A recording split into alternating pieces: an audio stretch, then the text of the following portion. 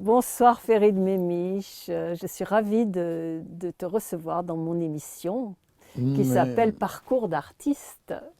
je ne sais pas si je vais avoir la prétention de me présenter comme artiste. Mais tu es En un tout cas, je te artiste. remercie infiniment. Hélène, c'est un nom qui m'est particulièrement proche parce que dans ma tendre jeunesse Oui. à Tunis, particulièrement à la Goulette, Ah, on avait des voisins, dont une Éléane, qui a fait partie de nos premières relations sympathiques et amicales. ah bon, Donc c'était le pas une nom, amoureuse, Hélène, oh, c'était des amours des plutôt copines platoniques parce que il y avait le, comme d'habitude, il y avait le frangin qui surveillaient. qui surveillait. Et bon. Et c'était à la Goulette? Et j'étais trop petit, Et trop c'était la jeune. Goulette. Oui, c'était la Ah, Goulette. c'était pendant les vacances alors. Non, oui, enfin, Ouais. c'était... Non, non, non. Non, pas On habitait forcément. tous Ah là-bas. bon? Moi, j'avais une tante qui habitait à la Goulette, donc j'y allais souvent. D'accord. Voilà. En tout cas, merci pour cette adorable invitation. Bah écoute, tu es là Et parce que comme tous ceux qui ont témoigné pour la paix sur Bonheur TV, tu as été avec nous quand on s'est rencontrés, je crois que c'était en oui, 2016. oui, oui, oui. Tu étais venu voir le spectacle à la Maison de la Tunisie, je me Tout à fait, rappelle. tout à fait. Et puis après, on s'est revus à diverses reprises, et puis au Folies Bergères, Oui, etc. oui, oui. Et moi, je te connaissais comme porte-parole de l'ancien président tunisien auprès de la Oui, francophonie. j'étais représentant personnel du président de la République tunisienne, paix à son âme, Béji Raïd Sabsi, auprès de l'Organisation de la C'est francophonie. ça. Et je me suis passionné pour cette affaire de francophonie. Et c'est comme ça que on a été obligé de retarder 2 fois la tenue du sommet de la francophonie, Oui. dont enfin pour lequel je m'étais battu pour que ça se fasse en Tunisie. Mm. Et on l'a eu, la Tunisie l'a eu, et il va se tenir en... Maintenant, finalement, ça a été fixé pour novembre, je crois, novembre Dans quelle ville vous 22, faites ça? À à Carthage? Djerba. À Djerba? À Ah, Djerba. carrément. Il y a déjà des préparatifs et tout le monde va être associé. J'espère que ce sera très festif. Et vous avez une date déjà? Oui, le 21 et le 22, je crois, novembre. Novembre. Ah, bah très bien. Ouais, Bah écoute, nous irons à Djerba. 22, oui, oui. Tu t'es Moi, passionné pour ça, tu oui, disais, oui, oui. je me suis passionné parce que je fais partie de cette génération qui était parfaitement bilingue. Oui. Je peux te parler de mon... Si tu peux nous parler de ton enfance et de ton adolescence en Tunisie, Eh etc. bien, écoutez, là, vous allez avoir du mal à me faire taire parce que c'est tant pis pour vous, hein. Non, je fais partie de cette génération qui a été éduquée par Bourguiba, Oui. qui nous fait dire jusqu'à maintenant que je suis tunisien et fier de l'être parce que je considère que Bourguiba a réussi pour un temps, parce que ça a été malheureusement délapidé après, a réussi ce que d'autres n'ont pas réussi. Il a milité pour le biculturalisme et le bilinguisme de façon à ce que nous puissions prendre ce qu'il y a de meilleur dans la Ouais. civilisation arabo-musulmane et ce qu'il y a de meilleur dans la civilisation française et occidentale. Formidable. Et je pense, je prétends, Mm. euh, tout le monde ne le dit pas, hein, au Mm. contraire, je suis très... je considère que maintenant, malheureusement, je fais partie des minoritaires pour cette affaire-là. Mais il a réussi à un certain moment à créer un profil du Tunisien, un Mhm. profil psychologique absolument unique, Oui. d'ouverture, De culture. de culture, j'allais dire Ouais, universelle, c'est ça. ouverte sur Mm. tout, attachée à un certain nombre de valeurs, attachée à la paix, Mm. sans complexe. Oui. le drame maintenant, quand on parle du français et de la francophonie, c'est que les gens sont omnibulés par la domination et l'hégémonie de la France à travers le français. Je veux dire, moi, par expérience, je sais que la francophonie, aujourd'hui, l'usage du français, finalement, ne doit pas et n'a pas d'impact sur comment dire, les orientations politiques. S'il y a hégémonie, elle n'est pas française à travers la francophonie. Une voix en égale une autre, et nous sommes tous attachés à la langue parce que c'est quand même une langue de culture. Et Bourguiba a longtemps expliqué, un discours célèbre qu'on cite, qui est une conférence qu'il a donnée en 1968, Wow. avant la création de l'Organisation de la francophonie au Canada, et dans laquelle il explique que c'est parce qu'il maîtrisait la langue française en même temps que l'arabe que l'indépendance de la Tunisie, qu'on a pu l'avoir plus facilement qu'ailleurs. Oui. Parce que quand tu parles avec Bien quelqu'un la même même langue, langue. quand tu saisis les mêmes nuances et les mêmes...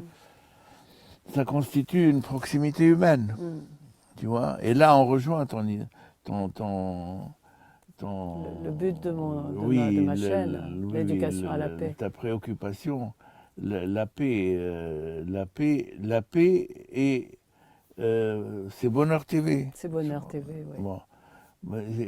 Hier soir, en me remémorant cette affaire-là, quelque chose s'est imposé à moi, c'est qu'on a été, mais vraiment pendant des années, déterminé encore par le discours de Bourguiba, parce qu'il avait une formule, ceux qui l'ont écouté à ce moment-là, cette formule doit leur revenir.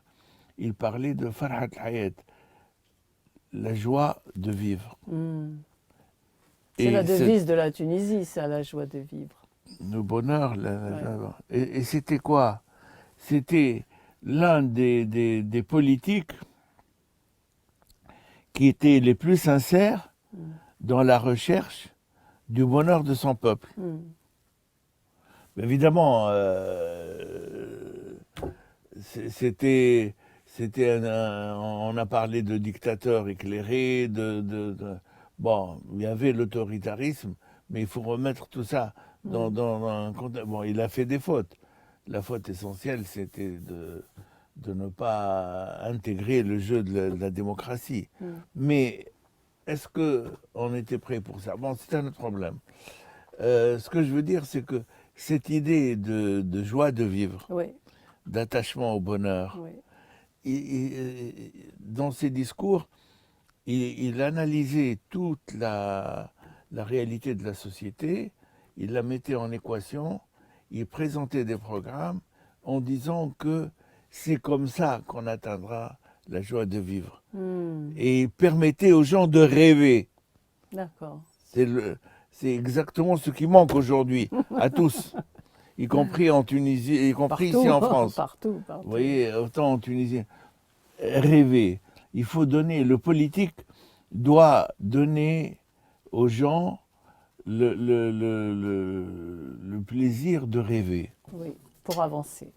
Bien sûr, pour construire. Oui, mais c'est ce que font les artistes. Hein, si on ne rêve pas, ben non, c'est fini. Bon, on compare des programmes et c'est une affaire mathématique. Vous voyez.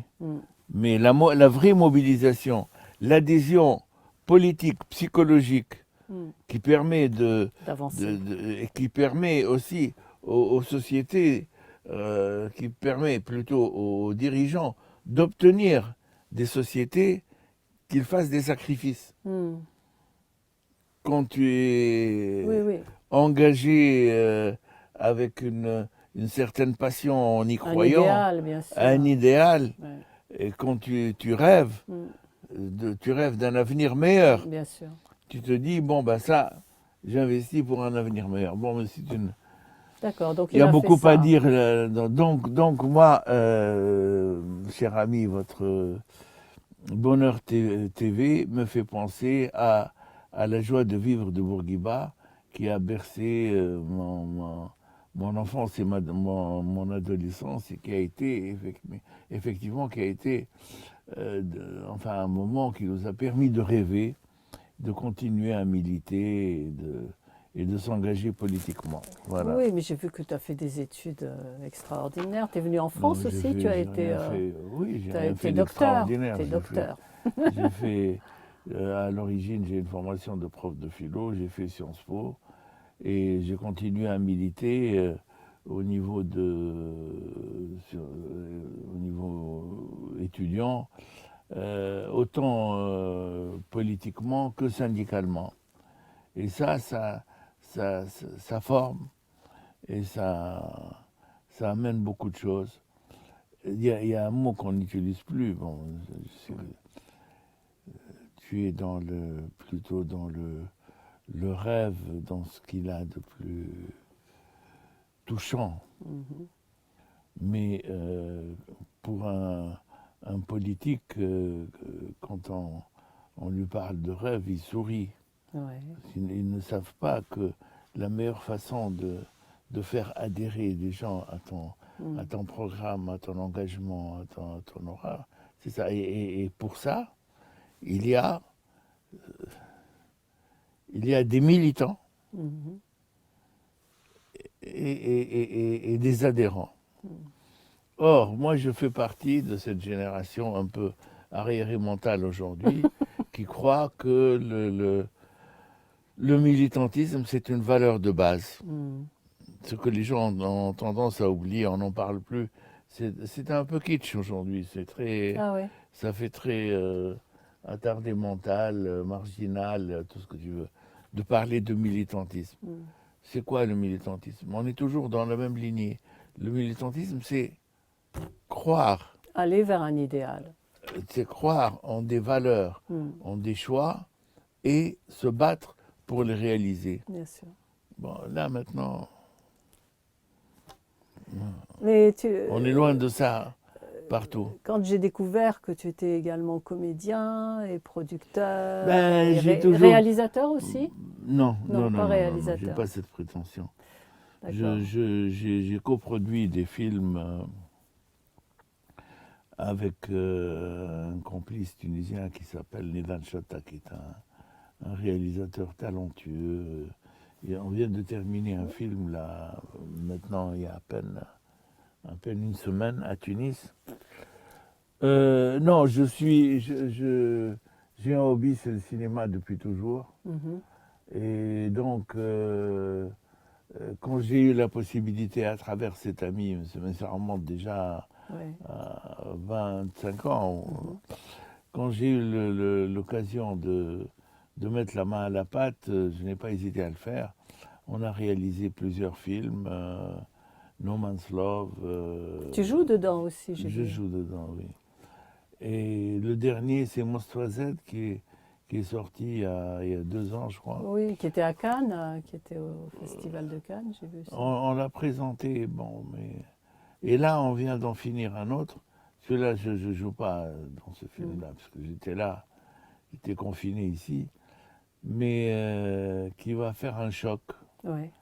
parce qu'il décrit une situation chez des gens assez démunis, ce que j'appelle les éclopés de la société. Mhm. Une vieille, chez nous on appelle ça Okala. C'est une habitation un peu délabrée où il y a de pauvres gens, généralement, encore une fois, des éclopés de la société. Et c'est une maison crame, vous connaissez la Tunisie, Bien sûr, je connais le crâne. une vieille maison crame en bord de mer qui est Oui, oui. un ancien palais médical et qui est habité par cette population. Et il se produit un drame terrible qui est un viol. Et le scénario a été écrit par une femme Ah oui, donc. qui a malheureusement vécu cette expérience. Et donc, avec un réalisme, j'espère que vous le découvrirez rapidement, parce que ça n'a jamais été filmé Au cinéma comme ça. au cinéma comme ça, en tout cas au cinéma tunisien et arabe. Et ça va faire du bruit. Bon, on se prépare à une, Donc il vient d'être fini à celui-là. une campagne de lynchage. Ah non, c'est un film coup de poing, ça s'appelle un film coup de poing. C'est Voilà. exactement un film coup de poing. Et Ça vient de se terminer il y a 2 semaines. D'accord. Et celui Il que est tu as en cours de présenté, montage. oui, il y en a un que tu as présenté Oui, à l'Institut du monde arabe, je oui, crois, il oui. n'y a pas longtemps. On en a fait. J'en ai présenté 2. Non, non, à la Maison de Tunisie. Ah, à la Maison de la Tunisie, c'est À ça. la fondation de la Maison de Tunisie. On l'avait présenté l'année dernière À à l'Institut Lima, oui. ouais, ouais. Alors là, c'est l'itinéraire historique et géographique du zéro, Oui. du chiffre 0. Ça n'a l'air de rien, mais c'est très C'est un compliqué. documentaire. C'est un documentaire qu'on a tourné pour moitié en Inde. Les Indiens nous ont beaucoup aidés. Donc tu c'était étais très en sympa. Inde récemment, il n'y a pas si longtemps en fait. Oui, oui, oui. On a fait l'avant-première en Inde, D'accord. à Delhi. Donc quand tu produis, tu suis tout le parcours du film, tu accompagnes. Produire, c'est, Ouais. vous le savez, C'est ma être chère, là. c'est être là. Non mais moi je suis C'est à tous les être postes à la propriétaire. fois alors. C'est être propriétaire du film, donc Ouais, veiller ouais. à son exploitation et sa bonne fin d'abord et ensuite son Ouais. exploitation. Et un autre Monstre Z qui raconte, c'est assez original, une journée d'un Tunisien moyen qui se lève du mauvais pied et qui connaît, qui se prend toutes les claques possibles, imaginables, du réveil au coucher. Aïe. C'est rigolo alors, c'est une comédie, non? Une comédie dramatique. Oui, parce Et qu'il ça y a- il y a s'enchaîne, beaucoup, ça il y a- s'enchaîne. il y a- oui, il y a beaucoup d'humour, beaucoup de Ouais. clins d'œil, mais la situation est plutôt dramatique. Et elle, bon, c'est kafkaïen, c'est. Ouais. Et ça je se passe pense- de maintenant, enfin c'est à Oui, une oui. époque précise. Alors justement, l'autre élément important, c'est que ça se passe la veille des élections présidentielles de 2014. D'accord. Celles justement Ouais, ouais. qui ont vu l'accession de Béchir Hetshebsi au pouvoir. Et c'était juste la veille, et alors donc la situation était un peu délicate. C'est pour ça que il y avait un problème, et pour résoudre le problème, le ministre de l'Intérieur a dû descendre lui-même pour essayer de résoudre le problème. Moi, je joue le rôle Et c'est là que tu joues ce rôle-là, de voilà, ministre c'est de ça. l'Intérieur. Tu joues le rôle du ministre de l'Intérieur. Oui, oui. Mais je ne suis pas répressif. Hein. Et il y en avait un autre qui s'appelait No Man's Love aussi. Le premier, c'était No Man's Love. Alors là, c'était autre chose. J'avais un rôle plus important. Et c'était avec Lutfi Abdelli, qui est devenu maintenant une grande figure de la scène tunisienne. Et c'est vraiment l'un des plus grands et des meilleurs, à mon avis. C'est pas parce que c'est un ami, mais parce qu'il a vraiment beaucoup de talent. Il fait comment vous appelez ça, le one-man show, Ouais. mais vraiment assez intelligent et exceptionnel. Et il avait commencé avec nous dans ce film. C'était en 2000. 2000, d'accord. Et le film a eu le premier prix de la meilleure première œuvre au JCC de 2000. D'accord. Voilà, donc, et on en a fait d'autres après. Oui, j'ai vu, il y a toute une liste de Oui, films. oui. Et j'ai vu aussi le Festival de Carthage et tout ça. Oui, Tu es actif. Mais j'ai vu que celui, je ne sais plus lequel, était à Cannes et dans d'autres. oui, C'est lequel? C'est oui, Monsieur oui, Z. mais bon, il n'a pas été présenté à temps pour être sélectionné. Ah, d'accord. Bon. Mais celui-ci, Celui-là, ce celui qui sera bon, vient, oui.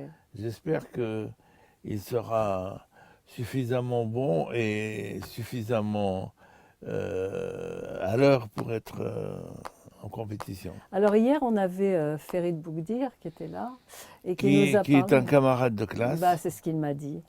Et on était sur le même banc Ouais. pour Et passer vous le étiez bac. nés dans le même endroit, à Mamlif aussi. À Mamlif, Ouais, absolument, absolument. excellent. Oui. Oui, alors qu'est-ce qu'il nous a dit que, tu sais, il y a le CNC à Paris et lui, il a participé justement pour que le CNCI soit instauré en Tunisie, c'est ça? Oui, oui, enfin le CNCI, il était venu me voir quand j'étais conseiller du président en 2011. Mhm. 2011, j'avais rang de ministre et conseiller politique du président et Farid avec d'autres copains, enfin notre copain était venu me voir pour présenter les statuts du CNCI. Et comme le président, à ce moment-là, Fouad Mbaza, qui était le premier président qui est venu après la Révolution, dont j'étais le conseiller, et qui était un grand cinéphile, jusqu'à devenir président, il n'a jamais raté, depuis les années 70, il n'a jamais raté un seul festival de Cannes. D'accord. Bah, vraiment, donc... et il allait dès 8h du matin voir les films. Ah oui, il voyait tous les films dans la journée, oui. Oui. Donc, pour moi, la tâche était facile. Je lui ai présenté le truc en lui disant, enfin, en faisant Voilà. une note. C'est passé très, très rapidement. Très bien, Donc, depuis 2011, nous avons un CNCI. très bien. Et donc, il faut En être Tunisie. producteur tunisien pour... Enfin, il Oui. faut produire en Tunisie. Oui, oui, toutes les productions passent par là. Non, on peut produire en dehors, mais les subventions qui sont C'est accordées ça, aux par sociétés qui l'État sont en passent Tunisie. par le CNCI. Et ma foi, ça se passe bien. Mais c'est super. Et toi, comment ça t'est venu ce goût du cinéma? C'était en allant au Depuis Palmarium? toujours. Tu allais au Palmarium à Entre Tunis? autres, au Palmarium, entre autres. On y est tous allés là-bas. Ah oui, oui, entre autres au Palmarium, mais Depuis aussi toujours. déjà des 8-10 ans. Tu jouais? Non, j'adorais les westerns. Ah ouais. Et on habitait Radès à ce moment-là. Et ma grand-mère, paix à son âme, m'amenait au cinéma. Elle allait voir le proprio qu'elle connaissait bien. Elle lui dit, voilà, je te le confie, tu le gardes jusqu'à ce que je revienne. Et comme Et ça, c'est tu comme passais ça que 3 j'ai heures. vu toute la série des John Wayne, avant Ah même là John là. Wayne, Oui, tous les westerns, en fait. Pecosville, tous les westerns, mais aussi, il y en a quelques-uns qui m'ont marqué. L'Éternel Retour, Ah oui, bien avec sûr. Jean-Marie et Dischwer, je crois. Je ne sais plus. Je crois, oui. Et Oui, donc tu restais pendant qu'elle enfin, faisait ses courses et tout. Toi, tu étais... tout le cinéma de ce moment-là. Donc j'y allais au moins une fois par semaine, sinon 2. Et j'y allais tout seul. Quel âge tu avais là? Oh, 7 8 ans, 8 ans, ans, 10 ouais. ans, oui. Mais tu sais que c'est la même histoire que Claude Lelouch. Lui, c'était à cause de la guerre. Sa mère, comme elle travaillait, elle le mettait au cinéma. Il était en sécurité là. Oui, Et c'est comme ça qu'il est devenu réalisateur. Oui, je sais, il a raconté. Oui. Ouais. Oh, je ne me compare pas Oui, mais enfin Lelouch, bon, c'est un peu bien que similaire, les mamans qui ou les grands-mères. J'aime son cinéma, Oui. j'adore son cinéma. Mais ça m'a donné la passion du cinéma. Et puis à ce moment-là, juste après 12-15 ans, on avait des revues de cinéma qu'on achetait toutes les semaines. Cinémonde, Ciné-Revue. Cinémonde et Ciné-Revue, oui, Et je il me y rappelle avait de ça. on recevait aussi les revues comment ça s'appelle, j'ai oublié, les revues américaines, où il y avait tout sur Hollywood, c'était fabuleux. On commençait à apprendre l'anglais, donc ça, ça passionne, ça fait rêver. Ça fait rêver, exactement. Et jouer la comédie, ça t'a pris quand?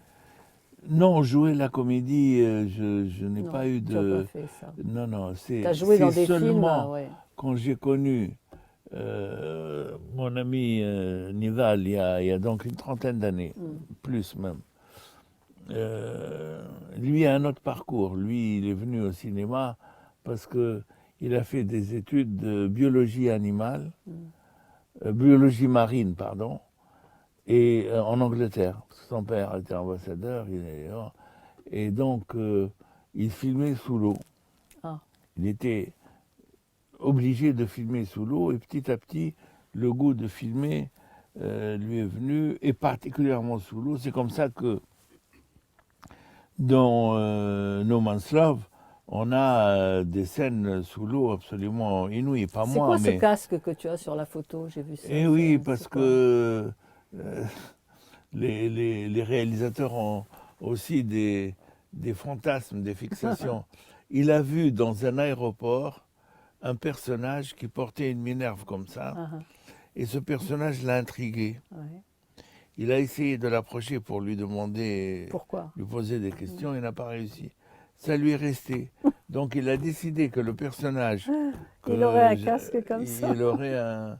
C'était pas rien cette affaire. Oui, Parce j'imagine, hein. que C'était lourd. j'ai dû faire... Non, j'ai dû faire un truc... Un moulage. Un moulage pour que on puisse faire ce truc-là. Waouh. Et il y avait une barre derrière qui descendait jusqu'aux fesses. Waouh. C'était une petite épreuve sympathique. Et le film que tu as diffusé il n'y a pas longtemps, La Maison de la Tunisie, il y a tout un côté scientifique en même temps. Ah oui, oui, là c'est... Là, vous savez, le zéro, tout le monde en parle, tout le monde l'utilise, tout le monde croit savoir que il vient des Arabes, d'autres disent les Indiens, tout ça. Mais j'ai rarement vu, en tout cas pas au cinéma, une description précise et scientifique et historique, un itinéraire historique et géographique du zéro. C'est ce qu'on a essayé de faire. D'accord. Et on a trouvé une grande scientifique qui possédait très bien le sujet. Et les Indiens nous ont beaucoup aidés. On avait à Tunis une ambassadrice d'Inde qui était elle-même une scientifique, une grande scientifique, professeure d'université, et qui était vraiment charmante et qui avait beaucoup de bonne volonté. Dès qu'on lui a présenté le projet, Ah oui, ça lui a plu tout de suite. elle nous a ouvert toutes les portes côté Inde. Donc on a tourné plus de la moitié en Inde et on a fait La première, vous l'avez faite là-bas. l'avant-première en Inde. Ouais. Et c'était quelle ville? À Delhi, bien À sûr. Delhi, carrément. Oui, Delhi, D'accord. oui. Mais tout le film a été tourné à Delhi avec des interviews de grands scientifiques indiens, Mhm. de vrais savants, Mhm. qui, eux, ont parlé de la genèse du zéro. Et pourquoi ça nous a paru important? Parce que ça explique exactement comment et à quel moment le zéro a été introduit dans le calcul, parce que la notion existait, mais il fallait la fonctionnaliser l'introduire dans l'arithmétique. Et n'eût été cette affaire-là qui a été faite par les Arabes. Mhm. Le zéro existait, mais personne n'a pensé l'utiliser de cette manière-là. Mhm.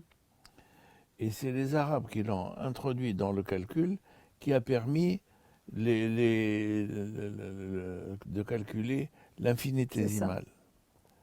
Et qui a permis surtout la création de l'ordinateur, Ah, le système binaire, d'accord. 1 et 0, sans l'existence du zéro, parce que c'est ce que le film explique, que le zéro, le concept de zéro est lié à l'infini, au calcul de l'infini. Et avec cette marge qui est donc illimitée, vous pouvez faire les calculs illimités, ce qui n'était pas possible avant. D'accord. Ah oui, c'est Et très ça, important. c'est le Khwarazmi, toutes les... Voilà. Je ne vais pas vous dire plus parce qu'il faudrait que vous le voyez. Oui, ben, on est d'accord pour le voir. Hein? Donc ça, c'était vraiment passionnant. Et c'est très différent en plus de ce que vous aviez fait juste avant avec Absolument, le même absolument, réalisateur. absolument, absolument. Et là, le prochain, c'est encore très différent. Ah, le prochain, c'est Et différent. c'est toujours le même réalisateur? C'est toujours le même réalisateur. D'accord. Ouais, c'est une famille de cinéma. Non, c'est quelqu'un qui a vraiment du talent. Je peux parler de lui à l'aise parce qu'il n'est pas là. Ouais. Mais c'est... Bon, et on a une complicité un peu humaine et artistique qui nous permet de travailler ensemble, même à distance. Et là, nous sommes en train de... On a d'autres projets, bon, mais on va déjà chercher à exploiter convenablement celui-là. Mais c'est super, hein. Moi vraiment je découvre. J'étais très étonnée quand, Oui. quand Madame Belaïch m'a dit mais j'ai vu ce film sur le zéro et tout. Je dis ah bon, il fait des films. C'était la découverte. Donc je suis ravie que tu aies pu venir ici nous parler de tout ça. Moi aussi. Il y a une tradition ici, on demande toujours aux invités. C'est pour les téléspectateurs, c'est à cause de tout ce qui s'est passé ces dernières années. Il y a des gens qui sont vraiment dans des périodes de dépression avec tous ces événements. Quelles ont été tes techniques quand ça n'allait pas bien pour remonter dans une vie d'artiste ou une vie normale? Moi, franchement, pour répondre d'une manière franche et sincère, Oui, moi, j'ai pas eu beaucoup de mal tant mieux. pour une raison très simple. C'est que j'ai toujours été optimiste dans la Ah vie. voilà. Franchement, hein, Ouais. c'est ma nature. Je C'est suis très bien. Gémeaux. J'ai tendance à penser que c'est le meilleur. Qui va arriver demain. Non, c'est le meilleur signe. Ah, c'est le meilleur signe. Prétentieux. Ça tombe bien. Parce que c'est un signe tolérant, Oui, c'est un signe aérien Oui. d'air, tolérant. Il faut dire ce qui est, paraît-il, intelligent. oui.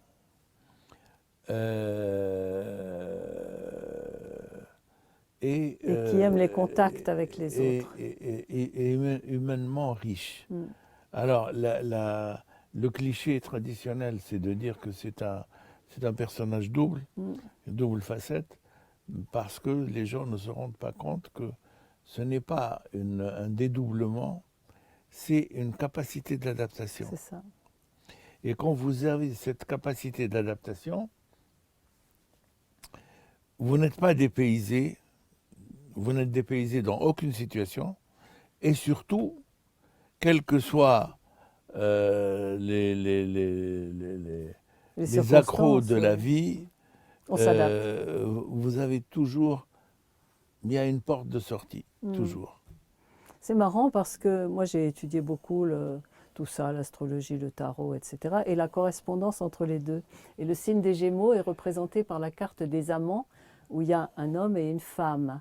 Donc ça représente en fait le côté masculin et féminin qui est dans chaque être humain, et l'harmonie de ces deux dans ce signe-là, tu vois. Ah oui, Donc d'avoir les deux énergies qui se marient. Absolument. Et toi en tant qu'artiste et tout le reste. Et tout le reste.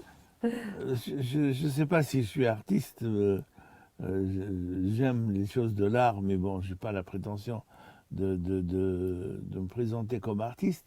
Mais il y a effectivement des choses que j'aime dans la vie. J'ai des constantes auquel je tiens depuis toujours.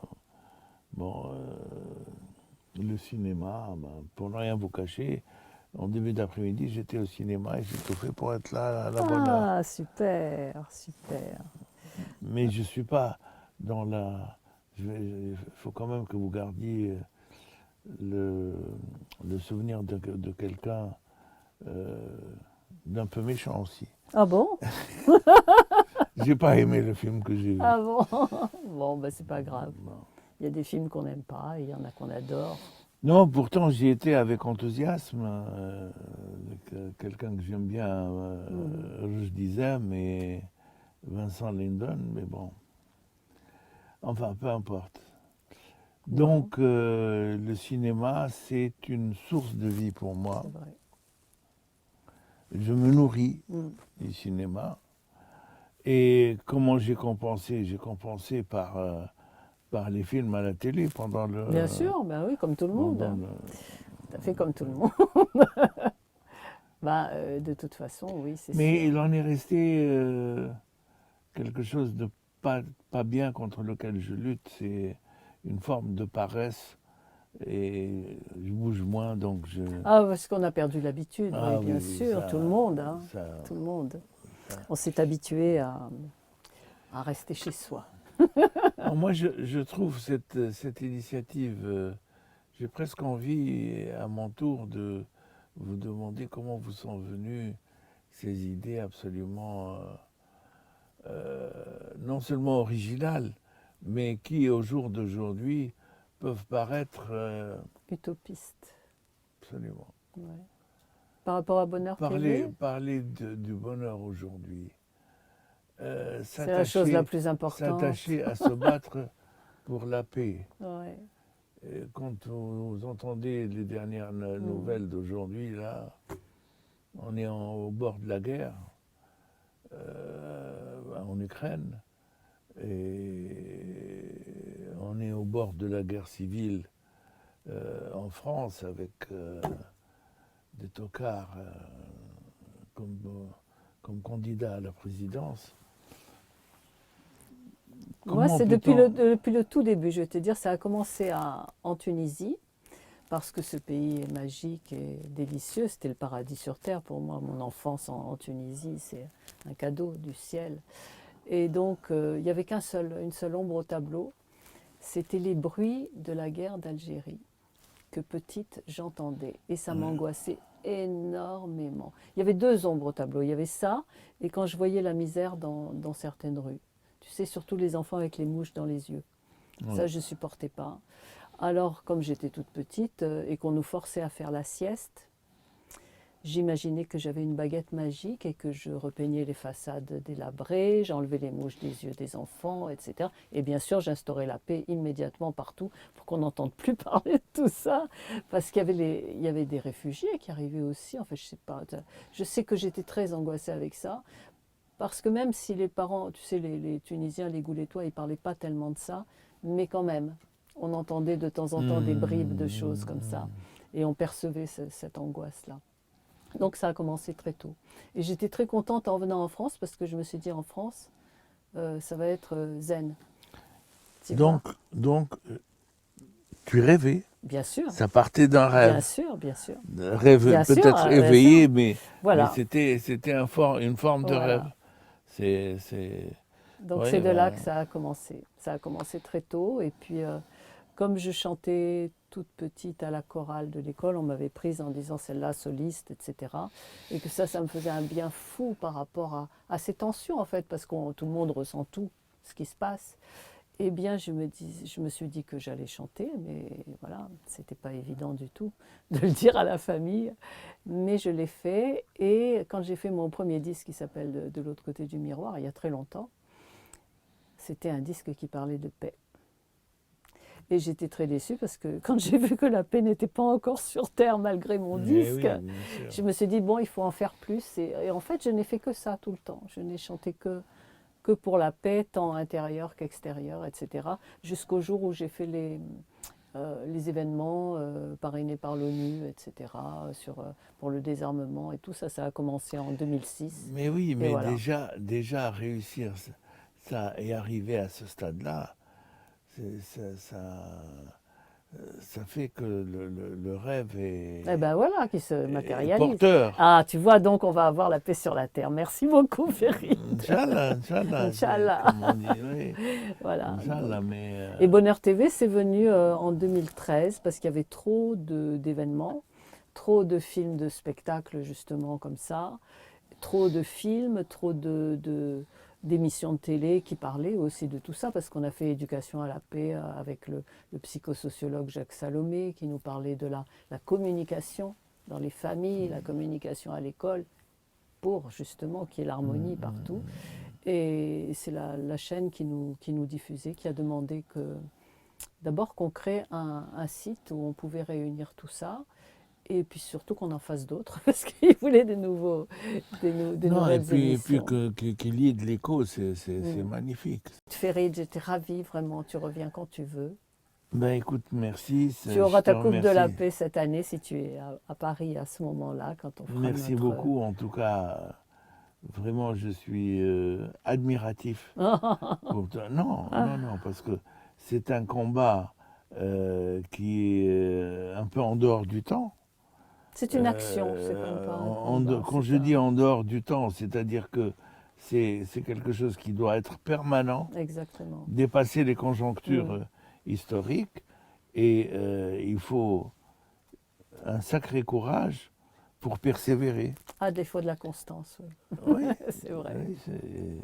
Oui, et ça, c'est une chose que je partage. C'est ce que, dans mon jargon très personnel, j'appelle ça du militantisme et une façon de croire au bonheur et de croire à ce qui a nourri mon enfance et surtout mon adolescence, la joie de vivre promise par Bourguiba. Exactement, exactement.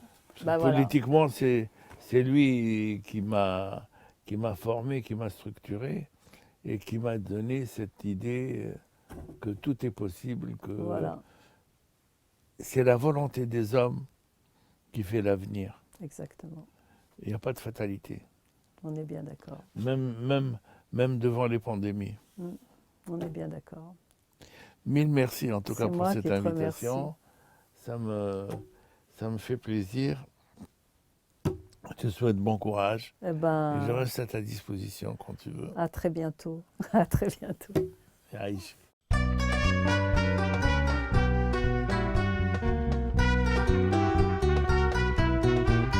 Sur mon cheval blanc, tu m'as hissé posé devant sur ma taille. Je sens tes bras qui m'enlacent étroitement. Sur mon cheval blanc, tu m'as hissé posé devant sur ma taille. Je sens tes bras qui m'enlacent étroitement. Entre le ciel et la mer, mon amour, nous chevauchons de concert.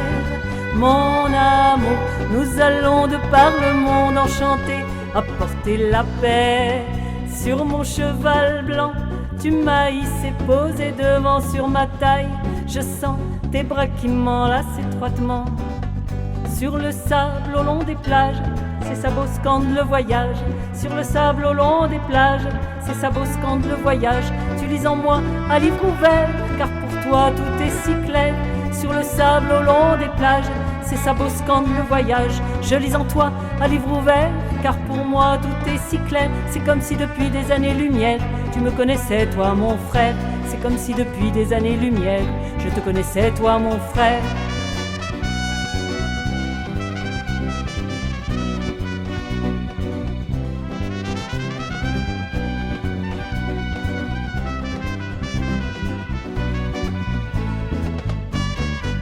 Sur mon cheval blanc, tu m'as hissé posé devant sur ma taille. Je sens tes bras qui m'enlacent étroitement. Sur le sable au long des plages, c'est ça beau scande le voyage. Sur le sable au long des plages, c'est ça beau scande le voyage.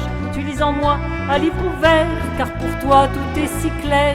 Sur le sable au long des plages, c'est ça beau scande le voyage. Je lis en toi à livre ouvert, car pour moi tout est si clair. C'est comme si depuis des années-lumière, tu me connaissais toi mon frère. C'est comme si depuis des années-lumière, je te connaissais toi mon frère.